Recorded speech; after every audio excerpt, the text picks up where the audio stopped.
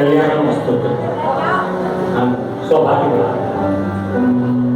वे भट्टानी के पुत्र नरकुंवर महेंद्री अंदाज के अंदर में अपनी अपनी अप्सराओं को लेकर के लगे जल विहार कर रहे। इसी कारण ने देखा मूर्ति की इंद्रियों ने जल में से निकल करके और संत को प्रणाम किया और ये हम भैया जल में जल की तरह खड़े रहे, किसी संत को प्रणाम नहीं किया। इनके जीवन में देखो तो सही कितना मद है, इसलिए कि ये कुबेर धनपति के पुत्र अवस्था का मद है, यौवन, लेकिन मर्यादा सबके लिए। शिक्षा गुरुजन नहीं देंगे तो फिर हमारा धर्म नष्ट हो जाएगा।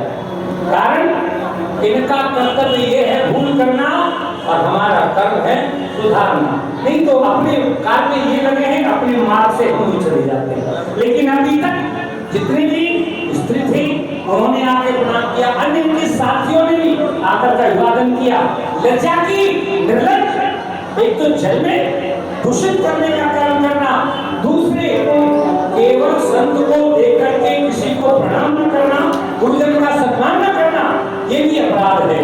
मुझे कोई सम्मान या अपमान से कोई लेना देना नहीं, लेकिन मेरा कर्तव्य है शिक्षा देना है। इसलिए इन्हें इसी समय दंड की आवश्यकता है। बिना दंड के इनके जैसे मूर्ख सट मदान लोग समझ नहीं सकते। देख भंडारी के मुझको सावधान, मैं तुम्हें श्राप देने जा रहा हूं। तुमने मेरा अपमान नहीं किया, जल प्रदूषित किया है, शिक्षा और शिष्टाचार को बढ़ावा दिया है। शिष्टाचार को नष्ट करने वाले असभ्य बालकों जल में जल की भांति खड़े हो और इस तरह किसी संत का गुरुजन का सम्मान न करना, जल की भांति जो तुम्हारी गति है, मेरा शाप है। आप दोनों जल होना।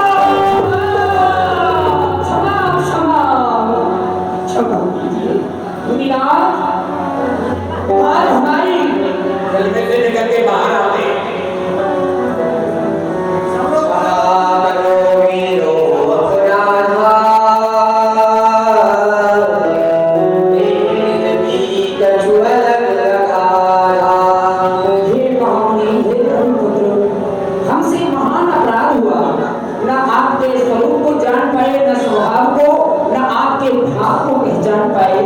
हमसे ज्यादा बुद्धिमान तो हमारी पत्नियां थी, जो कि उन्होंने आपके स्वभाव को, स्वरूप को प्रणाम किया और सौभाग्यवती का आशीर्वाद प्राप्त किया। आपका श्राप हमें स्वीकार है, परंतु ये आपका श्राप हमें पश्चाताप की अग्नि में जला देगा। इसमें हमें कुछ उद्धार बता दीजिए गुरुनाथ।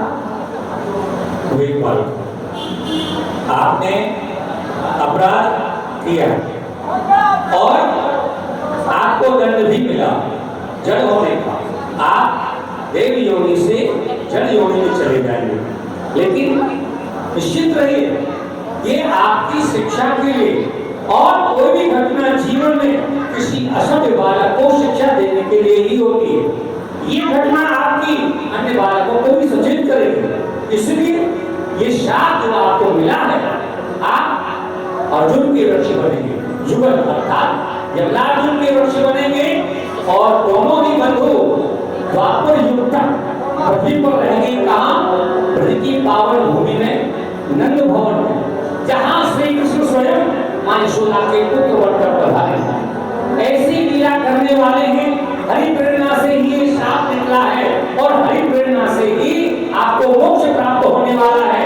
जब मैया यशोदा अपने बाल कृष्ण को बाल क्रीड़ा में, बाल लीला में उनके उत्पाद से दुखी होकर कहीं उन्हें प्रताड़ित करेगी, कहीं उन्हें बांध देगी, तो आप भी उनमें बंध जाएंगे।